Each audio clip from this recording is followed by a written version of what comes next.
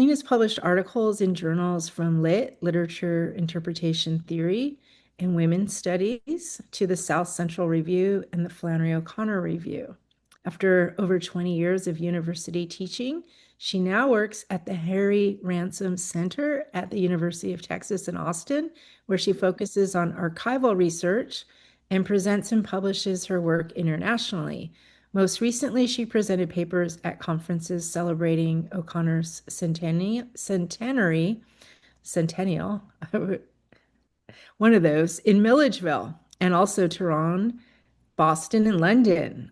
I saw her in London. That was great. Her article, A Mystery Box, Flannery O'Connor in the Archives, is published in this year's issue of the Flannery O'Connor Review. And she's writing a book drawing from archival research at the HRC and also research conducted at Emory University, Georgia College and State University, and the Morgan Library in New York. And she's exploring the mysteries of O'Connor's writing. So Kathleen's presentation is entitled A Mystery Box, Flannery O'Connor in the Archives. I'll give you Kathleen. Okay, thank you. And I'm going to share a PowerPoint that I have prepared with some of the images from my article and some of the images I'm going to talk about. So can everybody see that? Is that on the screen now? Yes, okay. I'd like to thank Katie Simon for inviting me to talk about my latest research. And I'm happy to share this time with Jack Love, whose research offers yet another interesting new way to see O'Connor's work.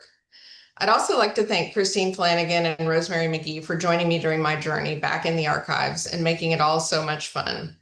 And finally, I'd like to share my gratitude to Bruce Gentry for his persistent correspondence, unwavering support, and enthusiasm in fostering such a diverse and brilliant conversation on O'Connor's work for so many years. When Bruce asked me to come to the 2024 Milledgeville Conference to share the O'Connor archives at the Harry Ransom Center or the HRC, I didn't think there would be much to share. After all, we only had 6 cataloged boxes. But in requesting those boxes, I learned there was a 7th uncatalogued box in storage. The mystery box led me on an exciting journey both into my past research and into generating new research for a book project. As I placed the uncatalogued box on my table in the HRC reading room, I thought of the metaphor of a mystery box, a container that creates suspense and represents the possibility of surprise. In one of the most famous TED Talks of all time, titled The Mystery Box, Hollywood writer and producer J.J. Abrams refers to this image to describe the driving force of his creative process. Abrams' mystery box method produced the series Lost, which features a copy of Everything That Rises Must Converge at the opening of the finale to season 5. Though he aspires to weave O'Connor into his narrative and keeps audiences guessing, ultimately, his writing leads to an incoherent underlying mythos. Abrams' sense of mystery, prevalent in many contemporary stories in novels, TV, and film, is great for entertainment and keeping audiences interested in the next episode. But it is vastly different from O'Connor's singular sense of mystery, both in her writing process and in her underlying mythos, which she articulates in her prayer journal, just as she is beginning to publish her work and referenced throughout her career. In her prayer journal, O'Connor explores the idea of a mystery box as a metaphor to describe her thought process during prayer. Quote, "My mind is in a little box, down inside other boxes, and on and on. There is very little air in my box. Dear God, please give me as much air as it is not presumptuous to ask for. Please let some light shine out of all the things around me so that I can, what it amounts to, I suppose, is be selfish. Is there no getting around that, dear God? No escape from ourselves into something bigger?" O'Connor's mystery box metaphor in the context of her prayer journal is not simple. Instead, it reveals her immersion in a world where centuries of Catholic teaching were brought to life in her habits of reading, epistolary exchange, and a deep engagement and communion with God at daily Mass, where God is present in the Eucharist, kept in a tabernacle box. Her prayer to honor God through her writing is paradoxically a diving inward into an infinite series of occluding boxes, boxes inside other boxes, and on, and simultaneously a journey outward into the ends of the intelligible universe, an escape from ourselves into something bigger. So when we think about what she means by the term mystery, we encounter it not as a literary genre or a superficial term for things we don't understand, but rather as a concept leading to a stable underlying mythos. Each of her stories ends not with a simple concept that ties everything together and answers all the questions, but rather with a confounding series of questions without answers. Yet the fact that careful readings of her stories lead to profoundly rewarding insights, as we see in her scholarly work on her writing, is a clue to this deeper sense of mystery. Though O'Connor's body of work is relatively small, the critical discussion of her work seems infinite precisely because of the mysteries she engages. Mysteries honored by Bruce Gentry and Robert Donahue in their invitations to wonder at her work in conferences and at institutes. At those gatherings, I've always been delighted to see so many diverse perspectives being expressed in thoughtful discussion, critical and creative, atheist and Catholic, Protestant and agnostic. Given O'Connor's constant engagement with those who disagree with her, it is easy to conclude she would be very pleased with this ongoing conversation about her work. Because O'Connor's writing is an active pursuit of mystery, there is a persistent dialect between doubt and faith, confusion and certainty, or as Jacques Maritain puts it, between mystery and understanding. O'Connor's writing invites a humble reverence for mystery among scholars that often results in rewarding friendship and enlightenment among people with very different perspectives. Today, I will present some of the highlights from my article on this mystery box, which appears in the current edition of the Flannery O'Connor Review. Suggest some ideas for exploring things I haven't yet had the chance to investigate, and offer a preview of some of the thoughts I'm developing for my book in progress about O'Connor, her archives, and the mystery surrounding them. In the catalog boxes at the HRC, we have previously unpublished portraits of O'Connor featured here. Can you guys see that? The pictures there? Yeah. And several unpublished letters. One highlight is a poem written by O'Connor and sent to Gordon Lish, editor of the journal Genesis West, which featured beat poets in the 1960s. Genesis West boasted that special donors would receive unpublished original work from famous authors. Lish had requested O'Connor do the letter F, presumably to honor the first letter of her name. O'Connor's response is, F is for fancy, children, and for finish. Finish is more important than fancy, children. We can't all be fancy, but someday we will all be finished children. Possibly you should get someone else to do F. O'Connor's poem is undated, though the only other letter in the Genesis West collection folded in the same manner is dated February 5th, 1962. So that is likely the approximate date this poem was written. Though this poem seems trivial, it represents a serious engagement with Lish's aesthetic, as I discuss in my article. Also notable is a special issue copy of a journal titled Forthcoming 67, run by students at East Texas State University, now Texas A&M Commerce. The 1967 issue is unusual in that faculty members contributed as well as students. Among the articles is a parody of literary criticism by Professor James Bird that highlights common mistakes he overheard among O'Connor's audience during her visit. His article is titled 12 Ways to Really Misunderstand Flannery O'Connor. The first few ways speak for themselves. Quote, read hastily, do not waste time by reading a story more than once. If a story is a work of art, it will not need repeated and prolonged examination. Remember, she is a Catholic, and label anything you don't understand as Catholicism. After a thing is labeled, you can forget it. One East Texas professor said, I didn't read more than one story and I saw it was just a bunch of Catholic stuff. Now, if you can't believe a professor, who can you believe? End quote. Bird continues by referring to terms that could have been captions for O'Connor's cartoons. Quote, use clips such as ferocious Flannery or that female Faulkner at cocktail parties. Talk about how morbid she is. Where does she get such weird characters? Real freaks, baby. And finally, he concludes with the command, quote, remember she is a grim pessimist with no sense of humor. Lecturing at East Texas State University, she told this incident, quote, the first fan letter I ever received was from an old lady who wrote, I do not like your book. It has left a bad taste in my mouth. I wrote her back and said, you are not expected to eat it. Bird writes that while waiting for the Q&A to start after O'Connor's presentation, he smiled at O'Connor. In response, she crossed her eyes and stuck out her tongue, a playful gesture familiar to Southern children. Quote, Although unspoken, there was a lighthearted understanding between us of what we were involved in. This is a game we're playing, she seemed to say, but let's not fool ourselves. Reading her superb stories, you knew that she didn't fool herself and no one else did either. The questions began. Why do you write? A freshman asked. Because I'm good at it, she drawled. She is, too, Bert concludes. There are many other articles in forthcoming 67 that would be worth a visit to the HRC for the O'Connor scholars and enthusiasts. At the very least, these materials add dimension to O'Connor's persona as an author. O'Connor's statement that she writes, quote, because she's good at it, has often been seen as prideful, but she meant it humbly. In The Nature and Aim of Fiction, she explains, quote, last spring I talked here and one of the girls asked me, Miss O'Connor, why do you write? And I said, because I'm good at it. And at once I felt a considerable disapproval in the atmosphere. I felt that this was not thought by the majority to be a high-minded answer, but it was the only answer I could give. Referring to Meritown in her letters and essays, she often argues that fiction writers should have a keen sense of their craft as a gift that demands humility and that is imbued with mystery.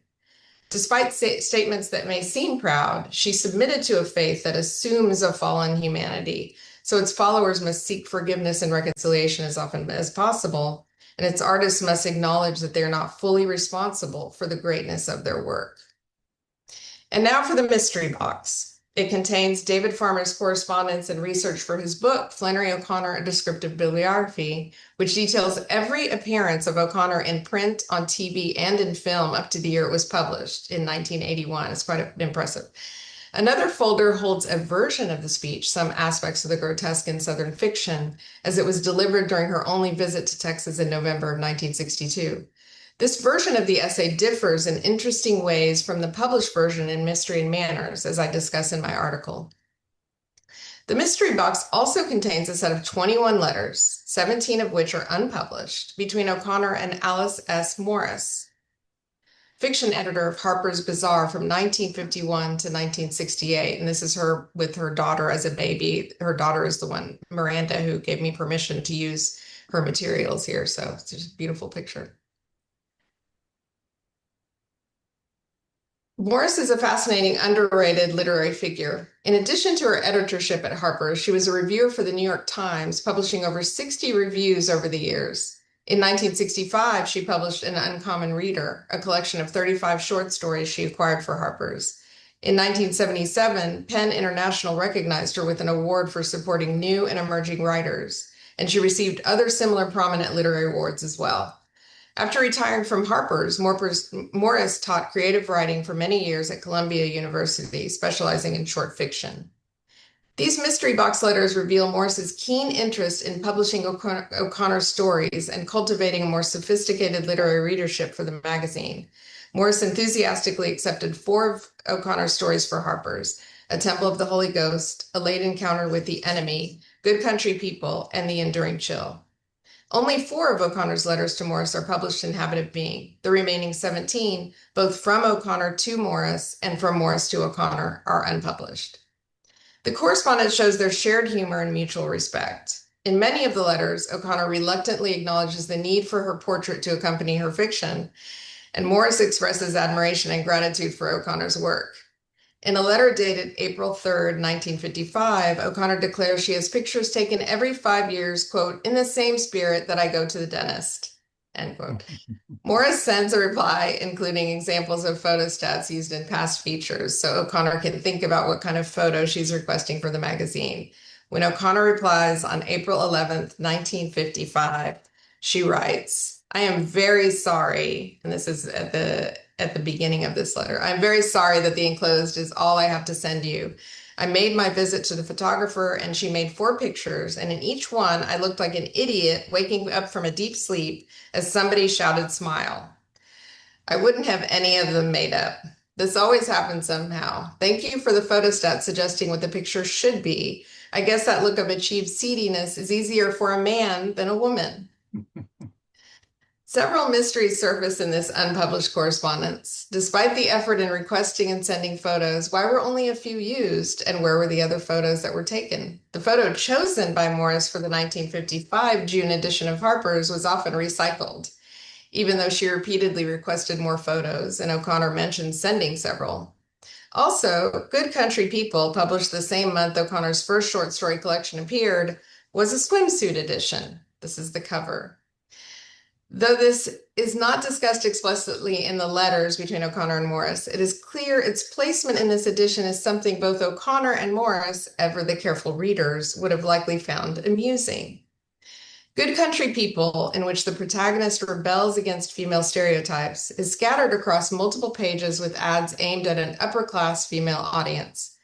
The line, "Give me my leg," appears next to an ad for feminine unmentionables on the left there, titled, quote, "Your most important summer accessory isn't shown."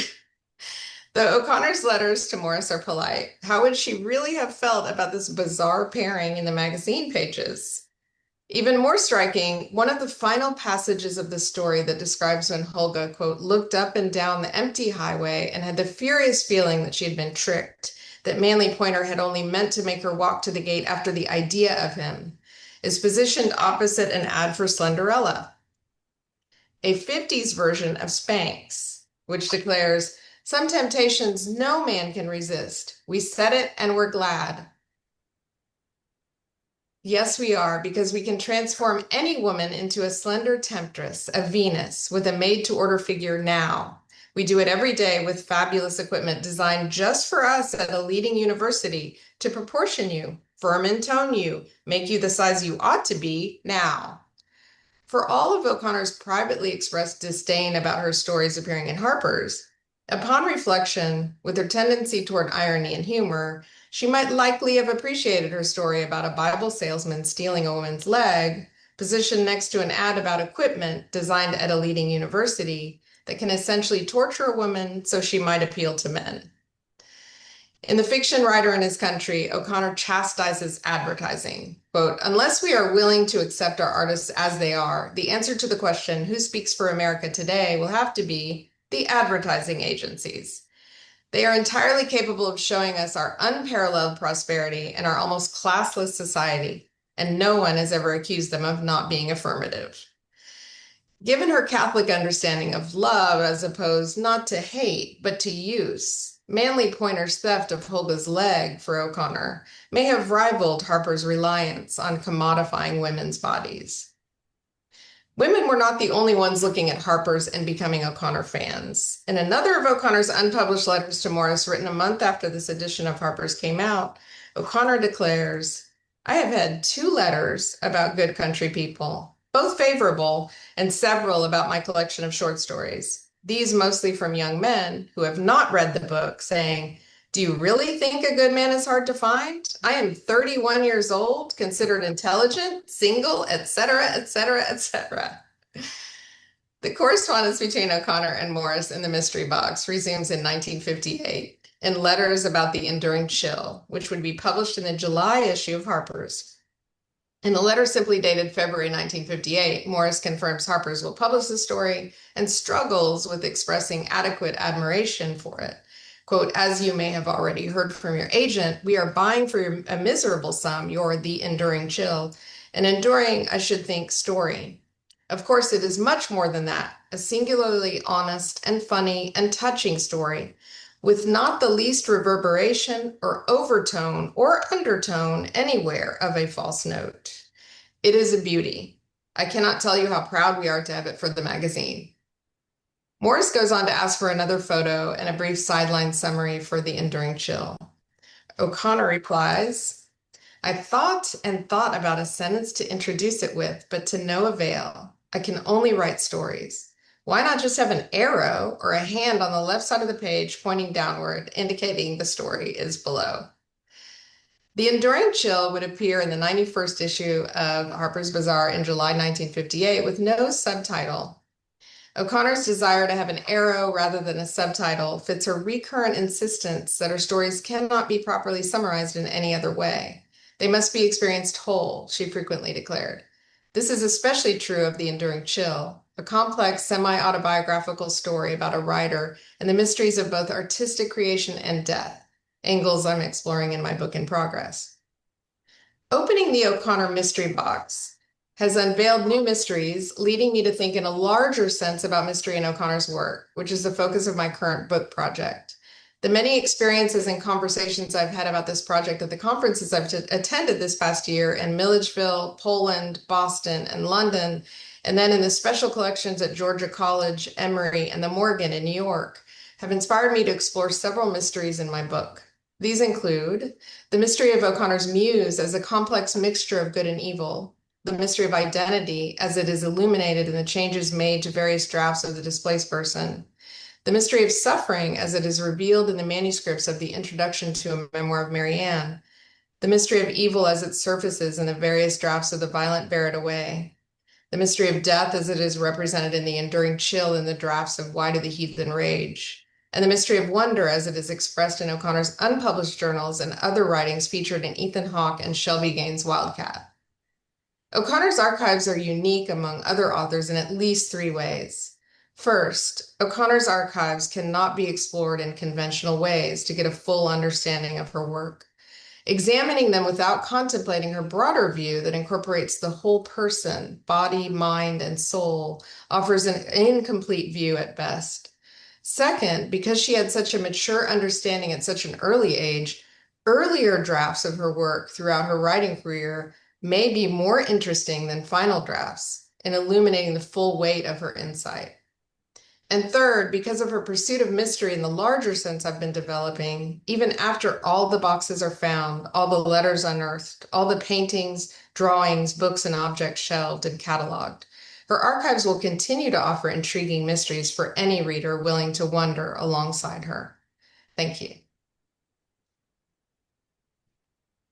Thank you. Thank you so much, Kathleen. That was wonderful.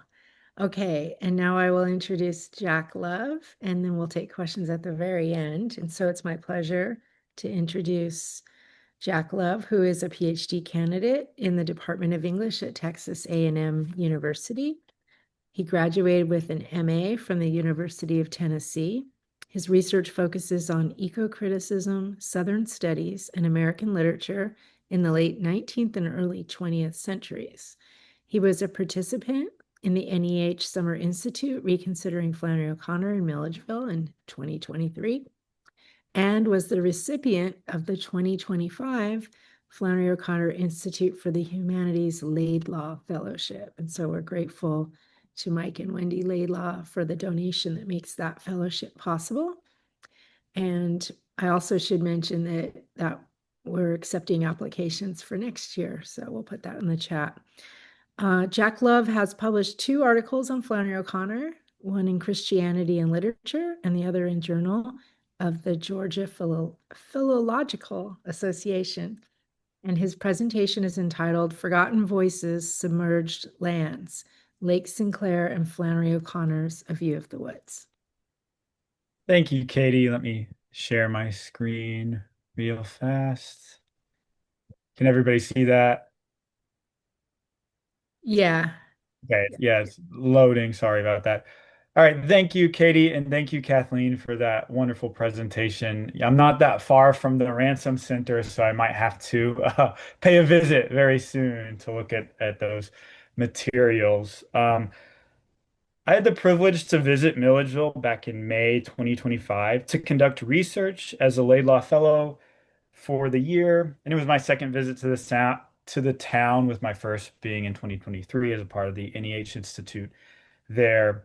As a Laidlaw Fellow, I spent most of my time in the GCSU Special Collections for several days, and I also spent some time at Andalusia, where I just got the chance to walk around the campus, but also I was able to look at materials in the interpretive center. And I'm very thankful for all of the help from the full-time staff and the student workers. I'm grateful to every single one of them for all of the help that they offered me throughout the time that I visited. Holly Croft, Cassie Munnell, and several GCSU students. I couldn't have done the work that I'm presenting here today without their help. My dissertation topic focuses on literary waterways of the American South in the late 19th and early 20th centuries, and the role such environments play in both shaping and dismantling ecologies of the American world, even today. Naturally, a primary interest that connects O'Connor's work to my dissertation topic is the story A View of the Woods. But it's not just a view that interests me about O'Connor, but also texts like The Displaced Person, The Artificial Inward, The River, and even Wise Blood. All texts in some way gesture to waterways of the South, from sewers and rivers to the transatlantic world that built the South that we know today. And though I did a bit of research on a variety of topics that might be part of my dissertation, the main interest of my visit to Milledgeville this time around was to learn more about the history of Lake St. Clair, the body of water reminiscent of the red corrugated lake and Flannery O'Connor's A View of the Woods. So my research was twofold during my trip. Of course, I read through manuscripts and letters of O'Connor. I also had the chance to look at photos and documents and materials from Andalusia, including pictures of the Polish Matuszak family and other laborers who worked on the property while the O'Connors were living there. And all of these O'Connor specific materials have been incredibly useful, just as they were when I was here for the NEH Institute. And they'll only help me in my dissertation writing. At the same time, I explored special collections to glean any information on Lake St. Clair, the St. Clair Dam, and Milledgeville before, during, and after the construction of this massive hydroelectric project. First, I read through the materials in the Lake St. Clair local history vertical file that contained tourist information, recreation articles, and newspaper reports about the lake in the 20th century after the dam had been completed in the early 50s.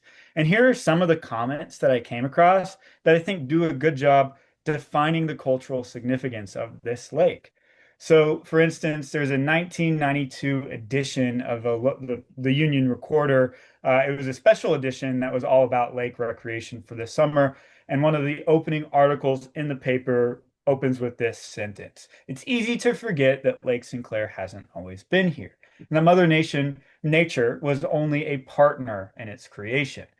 Obviously, that's a very interesting and accurate way to describe the construction of Lake St. Clair, thinking about the way in which human ingenuity had a lot to do with the construction of the dam. Some of the buzzwords that came across quite a bit as I was looking through this vertical file were things like recreational mecca. It's big bass country. It's a big fisherman's kind of paradise, fisher person's kind of paradise. I should correct myself. And then a tourist brochure for the villages at Lake St. Clair noted that it was a region of unspoiled forests, which I found very interesting given the fact that the lake itself did take down quite a few unspoiled forests as well as the construction around the lake afterwards. The quote that I found most intriguing was one from an Outdoors in Georgia magazine, written an article on Lake St. Clair written by Dick Davis in 1973 that reads, "Fishermen and boaters now ply their sport where more than 2 centuries ago American Indians camped, where in the antebellum days the stagecoach ferry on the Eatonton-Milledgeville Run crossed the Oconee River, and where in the 1860s a general named William Sherman burned and pillaged on his march to the sea." Davis's quote in particular got me thinking further about what Lake St. Clair may have submerged, and how A View of the Woods perhaps speaks to this very idea in an interesting way. Even so, local residents understandably seem to mostly kind of love the lake to this very day. The part that became most challenging was finding information about what formerly sat on the land before Lake St. Clair, as well as how local residents at the time felt about the new dam. Part of the challenge was due to the dam's 20-year construction history. It began as a project in 1929, but was quickly halted in the early 30s due to the Great Depression, which almost bankrupted Georgia Power, the company in charge of erecting the dam. The project only resumed in 1949 after Georgia Power received approval from the Federal Power Commission. And not long after the work resumed, the dam was completed and the Lake St. Clair we know today was born. Tracking this long history of the dam was not easy. At the same time, because of its long history and completion in 1953, it was a prominent local event while the O'Connors were living in Milledgeville. So without this long delay, we may not have a View of the Woods, which I think is a devastating story that is also perhaps O'Connor's most prevalent environmentalist critique. The other challenge to my research on the dam had to do with its name change. Because it was constructed on Furman Shoals on the Oconee River, the dam was originally called the Furman Dam. And it was only named Sinclair Dam later in 1953 after the superintendent of Georgia Power named B.W. Sinclair. Once I realized this, I was able to find some revealing archival data. And though what I'm about to share isn't technically a part of GCSU, the Georgia Historic Library's database became another key tool in my search. And it was Holly Croft, who I think is here today, Director of Special Collections, who really helped me. She pointed me to this incredible site and she helped me narrow down my search to find what I needed.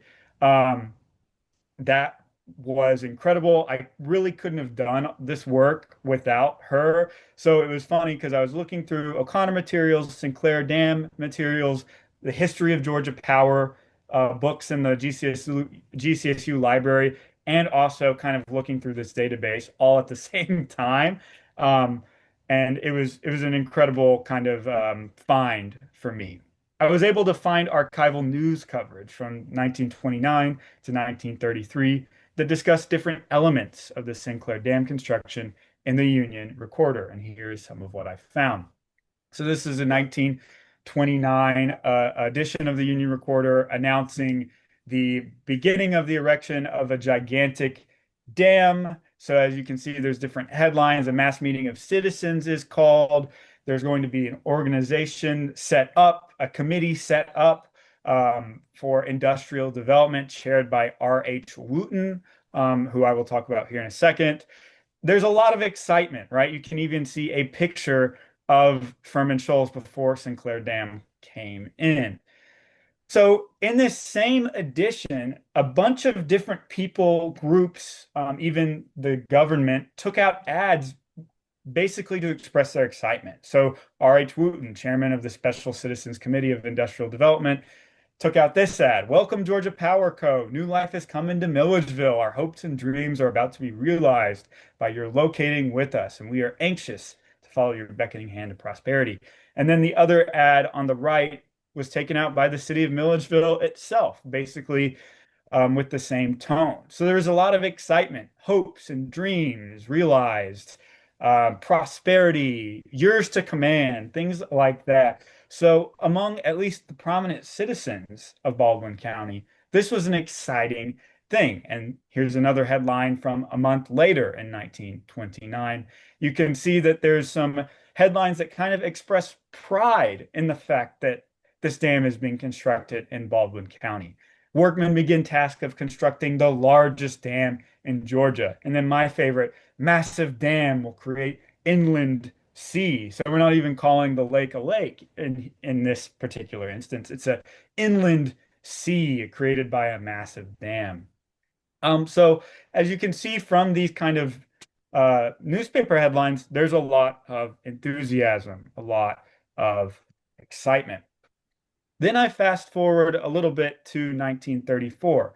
This is after they halted the construction on the dam project.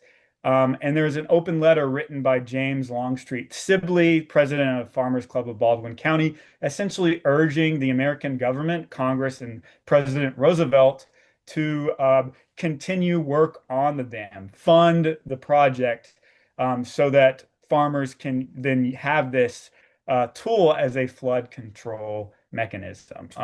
As far as I know, this letter fell on deaf ears. So all of that was really informative, but what became the key piece of evidence for me was in 1931, published on the back page of a Union Recorder issue, are condemnation proceedings for at least 8 citizens of Baldwin County and the Exchange Bank of Baldwin County as well. And let me go to a quotation directly from the proceedings. It reads, "Now, therefore, the said condemnee, those citizens in that bank, is hereby notified that petitioner, who is Georgia Power, will proceed according to law to acquire the said easement and the right to flood and flow back water as above stipulated." These proceedings were made public probably because Georgia Power representatives could not locate the residents. So instead, they made the condemnation kind of a public spectacle, as law permits. Finally, I had found some small documentation, some small proof that residents were indeed removed, the thing that we've all kind of assumed about any lake project, not just Lake Sinclair, any infrastructure project. Finally, I had the documentation to prove that people were removed from these lands by law of eminent domain to build this lake. So, what I learned about Lake Sinclair and Sinclair Dam during my visit has completely shaped my reading of A View of the Woods, a story which has obvious resonances with the Sinclair construction project that was only 5 miles from Andalusia. So I'm going to talk a little bit about the story to end my talk. So amid lake construction, river damming, and new housing developments, Flannery O'Connor first published A View of the Woods.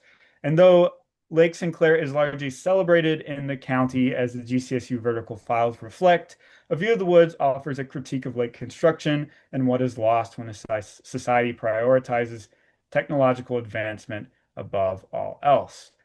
In this story, the human constructed waterways that border the Fortune farmlands exacerbate the pre-existing tensions between economic progress and local agriculture. We have Mr. Fortune, Mark Fortune, who wants to kind of take advantage of the new developments, the new infrastructures in the place. And we have Pitts, who loathes the idea of selling off land to these different real estate developers. And then, of course, we have Mary Fortune Pitts, who is resistant to both her father and her grandfather's economic paradigm. She has her own view of the landscape, as we all know, that insists the woods that line the Fortune property have their own intrinsic value. So my argument follows. The problem in the narrative is not so much the transition from an agricultural community to a modern suburb, which a lot of people, a lot of critics have pointed out, including some in this talk, but whose views of the landscape count and whose are silenced by hydroelectric development. As I will argue, Mary Fortune's view of the woods is mostly forgotten amid the dialectic tensions between Old Man Fortune and Pitts that dominate the foreground of the narrative, much like we see with the archival data from the Union Recorder. For the sake of time, I'm just going to discuss the end of the story. The problem Mark Fortune faces when confronting his granddaughter is that he mistakenly surmises that she aligns herself with her father in protesting the selling of the lawn. Her father is Pitts. After the two depart from the boat dealership without purchasing anything at the end of the story, Mary makes this claim to Mark Fortune. It's the lawn. My daddy grazes his calves there. We won't be able to see the woods anymore. And Mark responds, he beats you, and you worry about grazing his calves? Fortune, of course, makes a fair point, but for Mary, her love of the woods has never only been about family.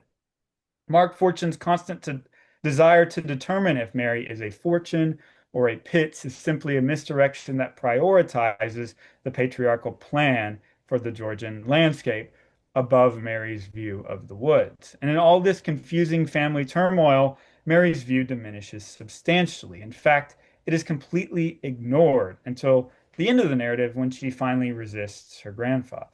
Because she is a young girl, Fortune and Pitts expect her to follow their vision in a truly patriarchal fashion. And they want her view of the woods to coincide with their own respective visions of the future. Like Mark Fortune, readers get caught up in the dual tension between the two men and expect Mary to pick a side rather than follow her own perspective. The point then is that Mary Fortune's view of the woods is obscured by the looming struggle between grandfather and father. Her voice is lost amid the shouting of her paternal figures who cannot visualize the Georgian environment in any way beyond their own. Whereas Mark originally tried to understand Mary's point of view earlier in the story, His only concern by the end of the narrative is just to defeat Pitts. Thus, a view illustrates how Southern owners of the landscape, these kind of prominent citizens, um, reduce the plans of the Georgian environment to either Fortune's vision of the future or something like it, or Pitts's cow pasture status quo or something like that. Fortune and Pitts embody the Baldwin County residents who sparred for the rights to the newfound Lake St. Clair in the mid-century, while Mary's perception of the forest is forgotten completely. As they travel from the boat dealership to Tillman Station, Fortune angrily demands. Oh, sorry, I took pictures of the property at Andalusia just to kind of imagine what maybe the lawn might be. And they're just good pictures too. But anyways, back to what I was saying. Fortune angrily demands to Mary, are you a Fortune or are you a Pitt? Make up your mind. He's insistent that the girl adopt his vision for the future and articulates his insistence by boiling it down to familial ties. Belligerent, the girl responds, I'm Mary Fortune Pitts. For Mary, in distinction from her parental figures, familial relations don't have everything to do with her view of the woods. They certainly have something to do with it. And that may be something we can address in the Q&A because it is a complicated dynamic, to say the least. The point of the narrative is that the young girl's perspective on the changing Southern environment is completely forgotten, just like the many residences flooded by Lake St. Clair. When Mary fights back against her grandfather, his rage consumes him, and he murders his young granddaughter in a brutal manner. Then he begins to suffer from a stroke, and in his dying breath, he has this vision. Fortune perceived that there would be a little opening there, a little place where he could escape and leave the woods behind him. He could see it in the distance already, a little opening where the white sky was reflected in the water. It grew as he ran toward it until suddenly the whole lake opened up before him, riding majestically in little corrugated folds toward his feet. He realized suddenly that he could not swim and that he had not bought the boat. On both sides of him, he saw that the gaunt trees had thickened into mysterious dark files that were marching across the water and away into the distance. He looked around desperately for someone to help him, but the place was deserted except for one huge yellow monster, which sat to the side, as stationary as he was, gorging itself on clay. In his final moments, Mark Fortune attempts to run to an artificial body of water, much like Lake St. Clair, Middle Georgia, which long stood to him as a symbol of economic prosperity and social mobility. He's trying to leave the woods to get to the lake. But when he arrives at the banks of the lake, the massive body of water becomes a barrier, blocking him from escape. The trees, however, cross the lake into the distance in O'Connor's story, and like Mary's view of the woods, dissipate into a mystery that is never to be fully understood. Readers remain stranded on the lakefront banks with the deceased Mark and Mary Fortune. The final passage in a view illustrates how human constructed dams, lakes, and even reservoirs prescribe limited meanings onto the landscape that directly follow from the economic paradigm of a Mark Fortune or even a Pitt. With this concept in mind, the woods marching across the waterway and beyond the horizon signify how certain understandings of or interactions with the land descend into obscurity or are forgotten altogether in the face of infrastructural construction. Hence, Mary's view of the woods, which Fortune and the readers only briefly glimpse at the end of the narrative, is lost forever to the lake waters. Thank you.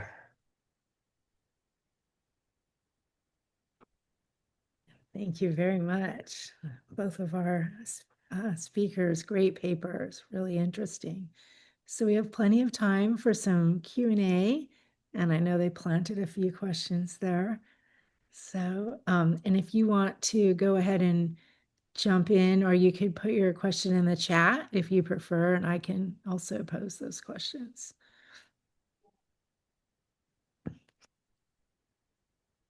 So maybe I'll start. I wrote down a few, but let me start. Can I go back? Both great papers. Thank you both so much, and really different. And so I thought that was interesting, showing two very different approaches to the archives. So Kathleen, Are you with us? Yeah, she is. Um, I think you said there was a manuscript of the essay about the grotesque and that it's Yeah. very different from the one that was published. Could you tell us something about the difference between? So, yeah, so in my article, I talk about this, but basically, there are a few phrases here and there that are different. And sometimes, just to be clear, when you're looking at the archives, you're looking at revision as natural, right? So she's working out phrases and they get better over time, right? Like sometimes that happens. But this particular version, she makes a social commentary and it's particularly feminist. It's very interesting, which is you don't see very often in her essays like that. And so I go into the detail of the quote. I don't have it offhand, but of what she says as she's commenting on it. But it's just interesting. And I think the other interesting thing is that with the essays, there are so many of them that are slightly different in the archives. And I learned recently that, and I think I knew this, but they were edited heavily when they were put in the collection, Mystery and Manners. And so I'm constantly wondering, oh, what are the differences if we looked at all of these essays? So I only looked at one, and I was only able to talk about one angle of those differences. So there's a lot more in there, just like there's a lot more in that mystery box that I wasn't able to summarize, right? I kind of like mention it, but that's why I encourage people to go take a look yourself because there is such interesting things that I'm looking at as I'm saying, there's so many ways to look at Flannery's work. And so if another scholar could come along and see the same materials I reviewed and see new things, right? So that's what's so great about Flannery O'Connor scholarship. But yeah, that particular one, there were quite a few. I'm not familiar with the other essays. I haven't looked at them in depth yet to know whether these changes are more extreme in this version than others. But I suspect there are quite a few. And one of the things that's difficult when you're working in the archives with her work is that she often typed things over again. And so, unlike seeing her typed manuscript and then she's always writing out a change or something like that, she will take a draft, and it's very clear when you start getting into them. She'll take a draft and then entirely type it anew. So you really do have to look carefully within each draft and see, okay, this is typed, that's typed, but there are changes here. You really do have to go kind of line by line.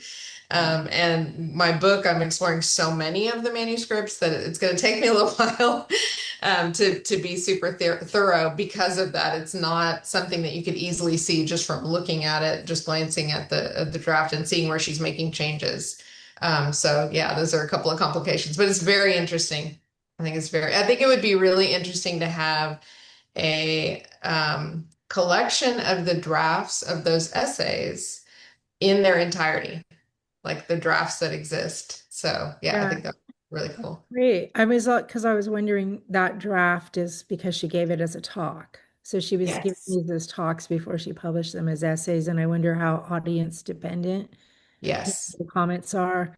But it is very interesting that she would edit out feminist thinking that she might have had, Well, so yeah, and that could have been Sally Fitzgerald too, who's putting together Right Mystery and Manners. right. But the other interesting thing is, I didn't mention this, and I don't know if I mentioned it in the article, but Ralph Wood has an early essay in that forthcoming 67, which is really interesting. So I wonder if he knows something about how the sort of the paper trail back to how these particular materials came to the Harry Ransom Center. I know that they were given in 1966, but the Harry Ransom Center is a very interesting changing building, where everything is housed. And so originally everything was in the tower, if anybody's familiar with the UT campus. And then there was a fire. And so a lot of things were burned. And then it was eventually moved into the building that it's in today. But the materials migrated over time. And then the people that brought in some of the materials, they didn't keep records back in the 60s the way that they do today. And so we don't have an exact tracing of where this comes from. And the people that could tell us are gone. And so when you ask questions about where did this box come from and why was it sitting in there for so long, it's difficult to get an answer because they don't know. They aren't able to trace that back. But it would be interesting to see if Ralph Wood knows anything about that particular series of things. So yeah. Thank you. So do we have some other questions for either presenter? I can ask a question if that's all right. Yes, absolutely. Yeah. And y'all, great papers, both of y'all. It's good to see you both. It's just a treat. And so many questions for both of you. I'm going to ask Jack a question since Kathleen had to go first on the question. So, Jack, this will sound very much like a Haddock's question, so I'll just prepare you for that. About the concept of premise. And one of the things I was thinking about as you were talking was the fact that Georgia Power is a privately held company, and you compare it to a public utility like TVA, which of course famously through eminent domain took away farmland and flooded valleys and all the things we like to talk about in Appalachian studies as long as people will let us. And curious to hear, like, do concepts of ownership kind of factor into maybe some of the analysis that you're doing? I mean, do you think that there's a key difference in terms of kind of the notion of development? I think it's interesting in the story, they say the land has originally been purchased for a fishing club. So it's funny to imagine Georgia Power as a big fishing club. That's something, but I wondered if I'm totally barking up the wrong tree, totally like, yeah, it's not my project, not what I'm interested in, but I was just kind of curious to hear what you thought about that. Yeah, absolutely. Yeah, I mean, I think that I can kind of try try to answer that. I like the premise, Haddock's like question. Absolutely, yeah, which is great. Um, yeah, I think so. The hard part about this project for me was, I came to it reading obviously the story, but also reading a lot of the other scholars who've talked a little bit about this, including Katie Simon, Doug Davis, Christine Flanagan, and so many others. And so I was just really curious and trying to kind of look further, I guess, at that history. And I found it really challenging to find anything in terms of kind of um, property management or our concepts of ownership, and the idea of development. As far as I could tell, nothing really of any relevance sat where, or, well, I should rephrase that. Nothing of any relevance to the people and Georgia Power was there when they decided to construct it, which is different from other hydroelectric projects. There's a really cool digital project called the Atlas of Drowned Towns, and it's these kind of historians who have gone around and documented the various towns who have completely been wiped off the map by projects. Lake St. Clair's not on there. And so I think that maybe says something about the idea of ownership and maybe what matters in kind of the legal world, and what is justifiable for development. Now, I don't know who the people were in the condemnation proceedings. I had a little bit of a conversation with Holly as we were kind of looking at it, and the assumption kind of is that these people were probably African American, or in maybe the case of the Fortunes, poor white people as well. And so their voice just doesn't matter as much. I think it's interesting in A View of the Woods, Fortune is kind of one of the lucky landowners whose property isn't completely taken over. It becomes enhanced, and just the fact that it's on the waterway property, kind of on the banks, it becomes the banks.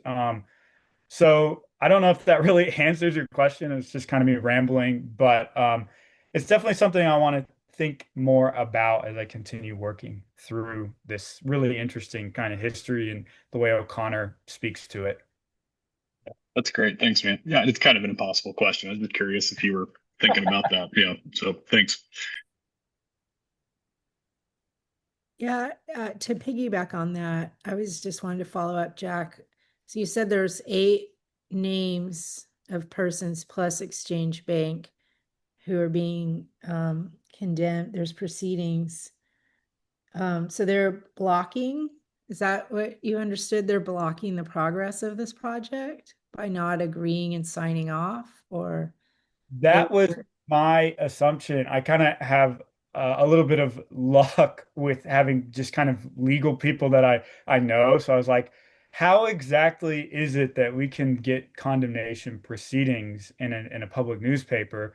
And according to kind of their explanation, it was something along the lines of probably the assumption is that the representatives couldn't find these people for whatever reason. Maybe they were intentionally making themselves scarce whenever the representatives were coming around their properties.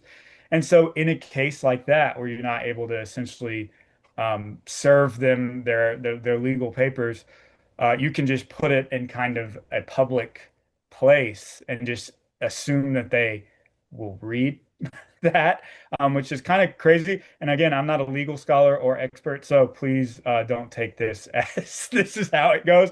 And this is just what I was told by kind of doing some research on the side with this. But yeah, my assumption was that for whatever reason, these people were um, like I said earlier, making themselves scarce, kind of doing their own thing to somewhat push back, even though it was kind of futile in the end in a certain way.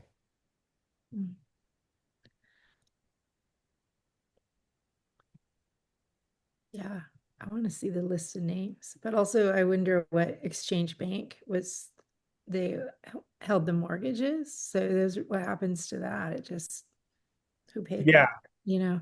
that's stuff that I need to continue to Yeah. explore there. Yeah, I'm But really glad you did this work because when I wrote my piece, I've kind of put in the footnotes like somebody needs to do this. So I'm really glad you're doing it. I mean, I think there's big stories there. Like, who are those people? Yeah.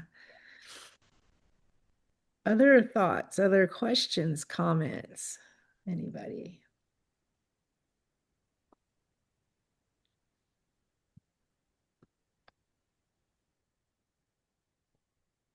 So I guess I'll follow up. Jack, is this a chapter in your dissertation or how's that? yes, I think so. It will be part of a dissertation chapter. I'm looking at O'Connor more broadly than just this particular story. I think that there's other interesting places where waterways and kind of the infrastructural significance of them and her stories is really interesting, right? She lends herself well to kind of an infrastructural reading with all the cars and the roads and all, Wise Blood, Life You Saved, maybe your own. I think she also talks about waterways, the sewer and the artificial inward, the river and the river. Even the way in which certain characters talk about legacies of the Atlantic slave trade, right? There's multiple references in The Displaced Person and in Judgment Day where white characters say basically black people come from Africa. Why don't they go back to where they came from? Which is a very racist thing to say, right? But it's kind of interesting that that is being articulated in her stories in a way that is unique. And I think that so all of that will kind of play a role, I think, in my dissertation. I'm still working it out. But yes.